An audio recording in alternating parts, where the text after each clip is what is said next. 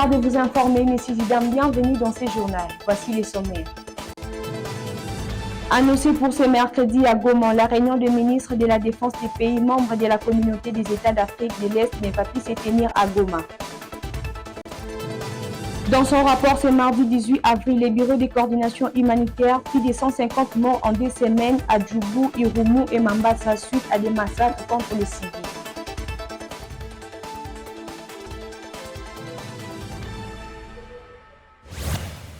Une fois de plus, bienvenue.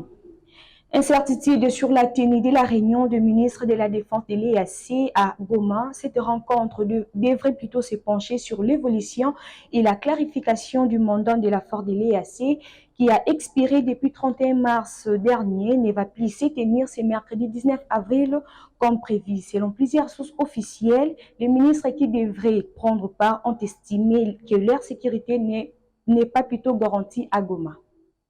Initialement prévue pour ce mercredi à Goma, la réunion de ministres de la Défense des pays membres de la communauté d'Afrique de l'Est vient d'être reportée à une date ultérieure. Le ministre de Défense des pays membres de l'EAC devrait se rencontrer ce mercredi dans la ville de Goma, chef-lieu de la province du Nord Kivu, pour passer en revue les actions menées jusqu'ici par les troupes de la force régionale et surtout de clarifier les mandats qui le maintiennent sur le sol congolais. Cette rencontre avait été convoquée sur demande du ministre congolais de la Défense pour évaluer les travaux effectués par la force régionale depuis son déploiement afin de qualifier son mandat. Le mandat de la force régionale de l'EAC en République démocratique du Congo est de 6 mois renouvelable et 3 fois suivi d'une évolution des pays membres. La ministre du portefeuille de l'État, Adel Kaïnda, vient de suspendre le directeur général de la Société nationale d'électricité suite à la recommandation de l'Assemblée nationale pour obtenir sa révocation. Le directeur général de la SNEL, Fabrice Lucende, est suspendu de ses fonctions de directeur général de la Société nationale d'électricité SA. Selon un arrêté signé mardi 18 avril par la ministre d'État, ministre portefeuille Adel Kaïnda, cette dernière précise que sa décision fait suite à la recommandation de l'Assemblée nationale pour cause d'incompétence et d'inefficacité dans la gestion de la société. Prosper Boukassa, député national, s'est appuyé sur les explications du DG de la SNEL qui a fait comprendre qu'ils sont en congé et que pour ceux qui étaient au cabinet de son prédécesseur, la plénière a décidé par vote à main levée la révocation du DG de la SNEL. Les recommandations de l'interpellation étaient entre autres que le gouvernement mette un plan de redressement des SNEL, que paye toutes les créances à la SNEL et que tous les directeurs limogés sans respect de la loi soient repris sans délai, que l'Assemblée opte pour révocation de Fabrice Lucende dans 48 heures. Le gouvernement congolais prolonge la suspension de la perception des taxes sur la valeur ajoutée TVA sur le produit de première nécessité, les ciments et l'immobilier jusqu'au 31 décembre de cette année. Le gouvernement congolais avait décidé de suspendre la perception de la taxe sur la valeur ajoutée TVA concernant 38 produits de première nécessité. Cette option a été levée lors de la dernière réunion du comité des conjonctures économiques visant à favoriser la réduction de prix de produits de première nécessité actuellement en hausse suite aux perturbations dues au conflit russo-ukrainien. De ces faits, les directeurs généraux de douane et des impôts DGI ont été chargés chacun, en ce qui le concerne, de l'exécution de cet arrêté ministériel. Pour matérialiser cette décision, le ministre des Finances, Nicolas Kazadi, avait ainsi pris en date du 15 avril 2022 un arrêté portant la suspension de la perception de la TVA sur le produit de première nécessité. Dans son rapport ce mardi 18 avril, le Bureau de coordination humanitaire de l'ONU a déploré des massacres contre les civils, plus de 150 morts en 2 semaines dans les territoires de Djougou, Irumu et Mambasa dans la province de l'Ituri. Suivez ces commentaires. Plus de 150 civils ont été tués depuis le début du mois d'avril à Ituri, d'après les derniers rapports trimestriels fin mars de l'ONU OCHA.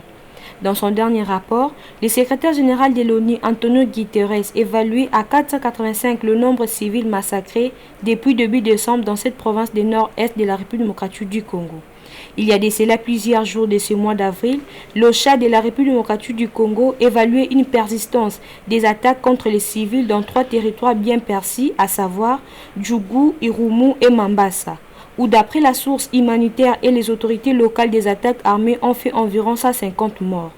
D'après Stéphane Dujarric, porte-parole du secrétaire général de l'ONU, la situation sécuritaire à Ituri reste très préoccupante en raison des attaques qui se poursuivent contre les civils. Ces attaques laissent les communautés dans un grand besoin d'aide et de protection. Rappelons que cette province du nord-est de la République démocratique du Congo est riche en or et en proie aux violences de plusieurs groupes armés vit depuis un lustre dans un état déplorable qui exige une attention particulière des autorités.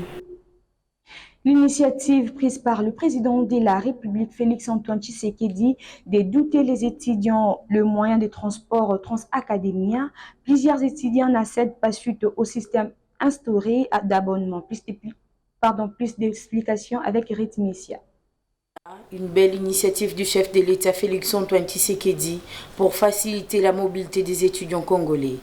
Mise en œuvre depuis le mois de mars de l'année en cours, le bus Transacademia permet de pallier aux problèmes des transports grâce à son système d'abonnement. Elle permet aux étudiants de rouler avec sécurité. Nous sommes à l'Institut facultaire de sciences de l'information et de la communication où nous avons rencontré Cosette Pelinda, agent Transacademia de cette alma mater. Oui, le président Félix Tshisekedi a voulu faire cet apport pour pouvoir pallier aux problèmes de mobilité des étudiants. Donc, pour permettre à ce que les difficultés que les étudiants pourront avoir concernant les transports sont soit palliées, soit diminuées, qu'il y ait accessibilité de tout étudiant montant confortablement dans le bus Transacademia. Nous sommes rapprochés des opérateurs mobiles tels que Orange Money, Airtel Money, M-Pesa et Cocash, qui permettent à ce que les étudiants, en ayant leur $1, ils ont la possibilité d'aller le mettre dans leur compte et enfin de pouvoir d'aller télécharger sur Play Store notre application qui est de Transacademia et cela va leur permettre de pouvoir avoir la possibilité et l'accès de pouvoir faire leurs abonnements et avoir l'obtention de la carte. Nous appelons cette carte Visa, c'est une carte qui permet à ce que parmi nos abonnements, il y a autant d'abonnements. Et cela va permettre à ce que l'étudiant puisse souscrire à un abonnement. Les étudiants de l'IFACI saluent cette initiative du chef de l'État et demandent aux autorités de revoir le tarif des prix des transports car cela leur semble un peu exagéré. Les prix, les tarifs, disons, c'est un peu exagéré. Moi, j'aimerais ce qu'ils puissent revoir du côté tarif, ça sera mieux et comme ça va faciliter la tâche à tous les étudiants de payer l'abonnement en fait. D'autres déplorent le processus qui est déclenché pour se faire abonner dans ces bus et cette manière prolongée de ces processus semble désintéresser les autres. Ce que nous déplorons, c'est les procédures par lesquelles nous devrons accéder à ces bus. Nous n'arrivons pas vraiment à comprendre. Il y a un processus d'abonnement qui est déclenché et ce processus d'abonnement est vraiment compliqué et il y a d'autres étudiants qui sont désintéressés suite à ces processus d'abonnement. Donc c'est vraiment ce que nous déplorons, mais sinon l'initiative elle est vraiment très bonne, très facilitative comme je l'ai dit tantôt pour nous qui sommes étudiants de la R. Par ailleurs, il est demandé aux étudiants d'être responsables vis-à-vis de cet engin, de le garder car c'est l'un de nos patrimoines étudiantins. Le ministère de Sport et Loisirs congolais, la Fédération internationale de football association, ainsi la Fédération congolaise de football association organise un tournoi de football de jeunes de moins de 20 ans dénommé Fati Cup, prévu au mois de juin prochain. Au cours d'une réunion avec le membre du comité exécutif de la Fédération congolaise de football association FECOFA, le patron de sport Claude François Kabulo Mwana Kabulo a indiqué que la compétition Fati Cup va mettre en opposition les équipes d'âge de moins de 20 ans dans la zone d'Afrique centrale, dans un seul souci d'assurer la relève dans les équipes d'âge, mais aussi de promouvoir le football de jeunes de la fédération de la dite zone. Selon ce membre du gouvernement Samalou Kondede, la première édition de cette prestigieuse compétition Fati Cup sera parrainée par la Fédération internationale de football FIFA et la Confédération africaine de football CAF. Puisque la Confédération africaine de football a autorisé que les stades qui n'est pas approuvé, donc qui est normalement fermé, soit réouvert pour les rencontres de certaines catégories, notamment le football féminin qui va déjà organiser dès ce 22 la finale du tournoi interuniversitaire, ainsi que la Dinafoot qui va probablement reprendre. Notons que ces tournois de football réunira 8 sélections U20 de la zone Afrique centrale d'ici juin 2023 et sera joué au stade de Martyrs de la Pentecôte. Au Soudan du Nord, les tensions continuent entre le général Abdel Fattah, chef des forces armées soudanaises, et le général Mohamed Adnan, le chef des forces paramilitaires, comme bilan, plus de 200 morts. Suivez.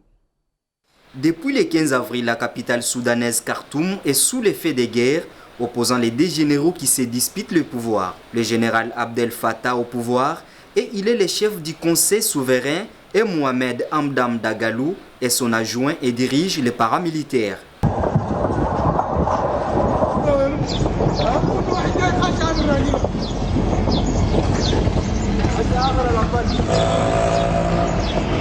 Les affrontements entre l'armée régulière et les paramilitaires ont déjà enregistré plus de 200 morts des populations civiles et 1000 blessés dans 3 jours, selon les rapports de l'Organisation mondiale de la santé OMS en sigle sur place à Khartoum.